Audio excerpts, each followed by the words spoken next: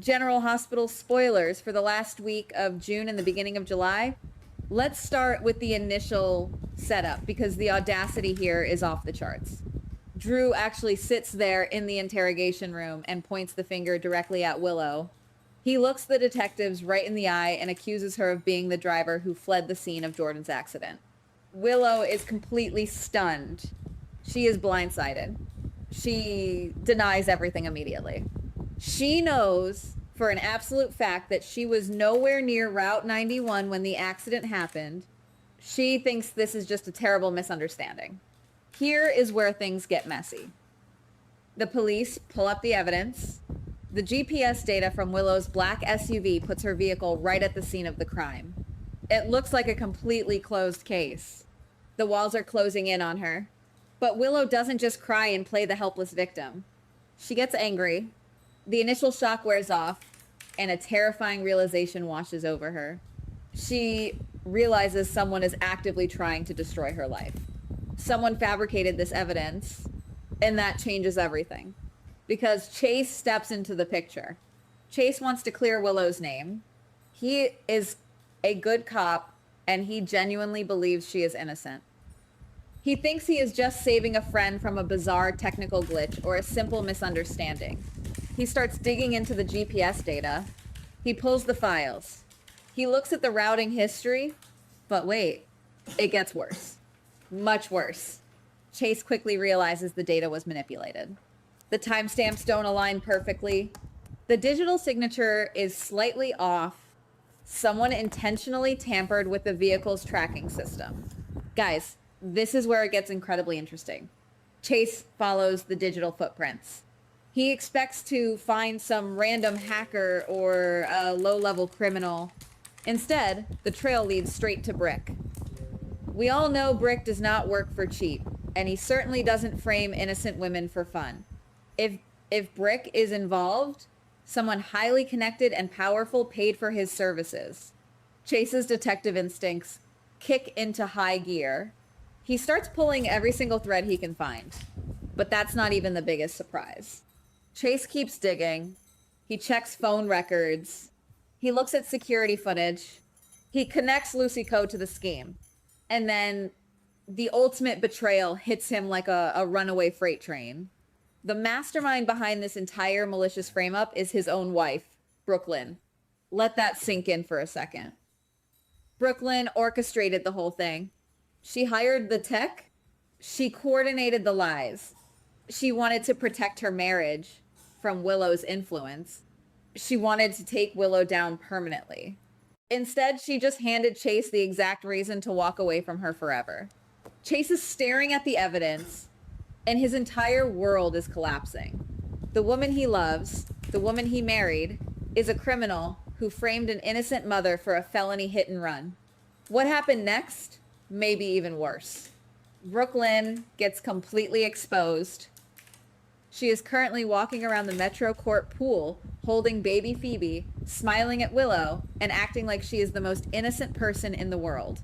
She thinks she has won. She thinks her secrets are safe. But Chase is coming for her.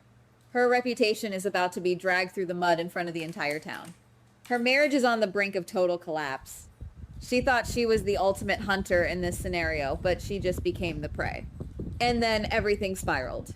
Because Brooklyn's selfish, reckless decisions do not just ruin her own life.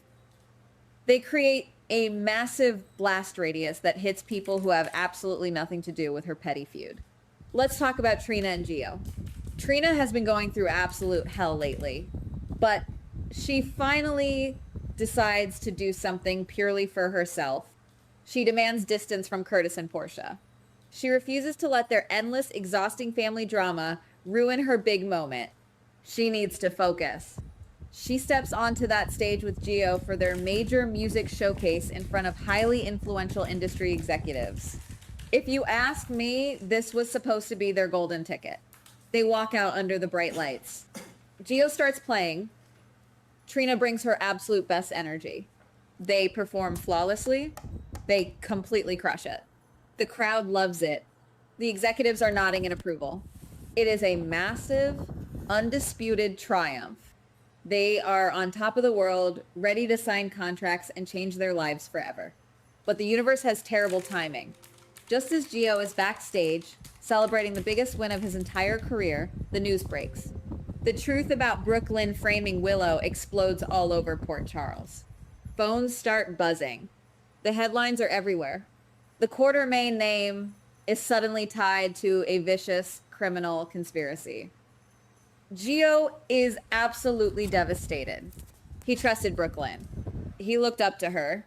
He felt deeply connected to her as family. And now he realizes his own relative is capable of framing an innocent woman and letting someone else take the fall for a violent accident. His massive musical success is completely overshadowed by this toxic Quartermain scandal. The executives are suddenly asking questions about his family ties. Gio feels utterly betrayed, realizing that the people he thought supported him are actually dragging him down into their mud. Meanwhile, across town, the dominoes are falling even faster. The tension is reaching a boiling point. Let's shift over to Windermere, because things are getting violently out of control on Spoon Island. Carly and Lucas execute their daring break-in. They are desperate. They want to rescue Jocelyn from the hostage situation. They think they have the element of surprise. They think they can sneak in, grab Jocelyn, and sneak out before anyone notices. They are entirely wrong. The rescue mission goes completely off the rails almost immediately.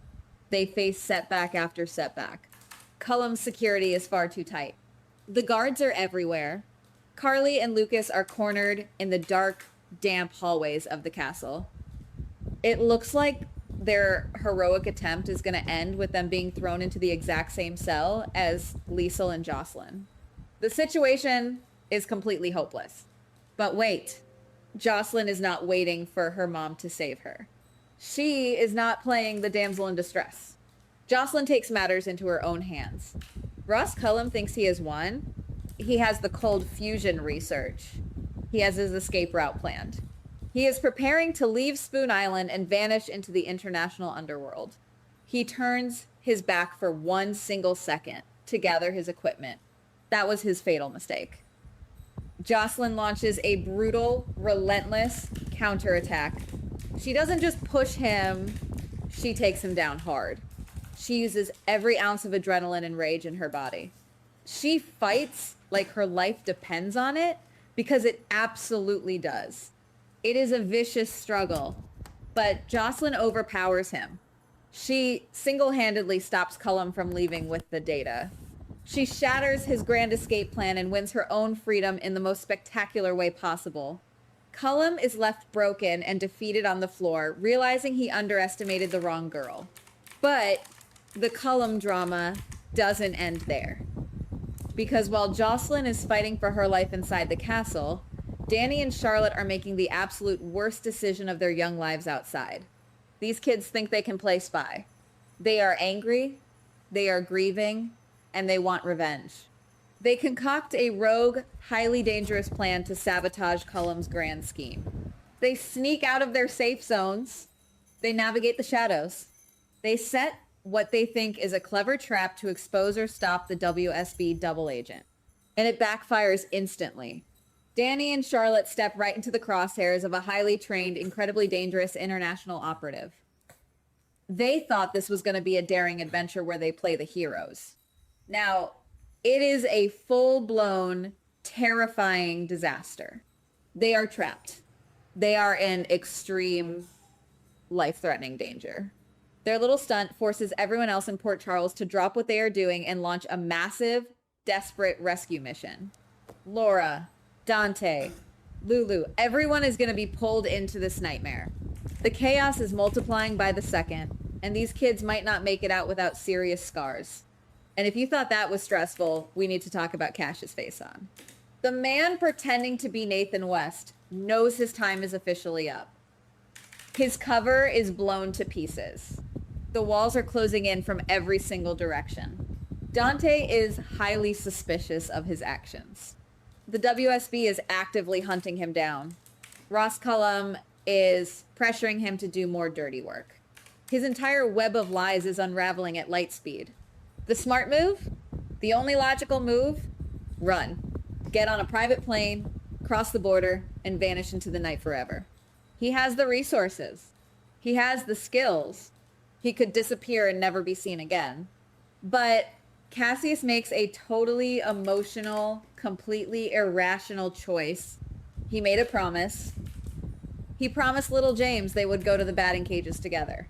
And for some crazy, sentimental reason, Cassius decides to risk his entire freedom, his very life, just to say one final goodbye to the kid.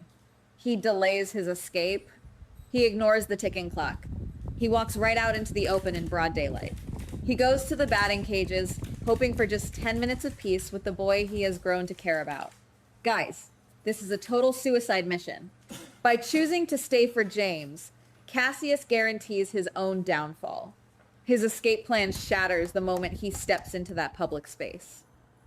He is completely exposed, standing in the worst possible place at the exact worst possible time. The authorities are closing in. The net is dropping. He traded his freedom for a few swings of a baseball bat, and now he is going to pay the ultimate price. Oh, and a quick update on Britt. After all the horrifying medical emergencies and the terrifying run from the authorities, she actually survives her ordeal. The poison vials, the fake diagnoses, she makes it through. But honestly, survival is just the beginning of her problems. The trauma of what she and Rocco went through in Tortola is going to haunt them for a very long time. The fallout from all of these events is going to be absolutely biblical. People who thought they were holding all the cards are about to lose everything they hold dear. The weak are becoming strong. The victims are becoming the victors. The hunters are quickly becoming the hunted. Chase has to make the agonizing decision of whether to arrest his own wife and put her in handcuffs. Willow now holds Brooklyn's entire fate in the palm of her hands. Jocelyn has literal blood on her hands after taking down a WSB director. Danny and Charlotte are praying someone finds them before it is too late. And Cassius is staring down the barrel of a massive strike team, all because he wanted to be a good fake father. Who is going to take the fall for all of this? Who is actually going to escape the wreckage? And what happens when the rest of Port Charles finds out exactly what Drew Kane did to an innocent woman? The secrets are spilling out, the betrayals are fatal, and you absolutely cannot miss a single second of what happens next. Goodbye. Please like, subscribe, and comment on the GH Spoilers Daily channel.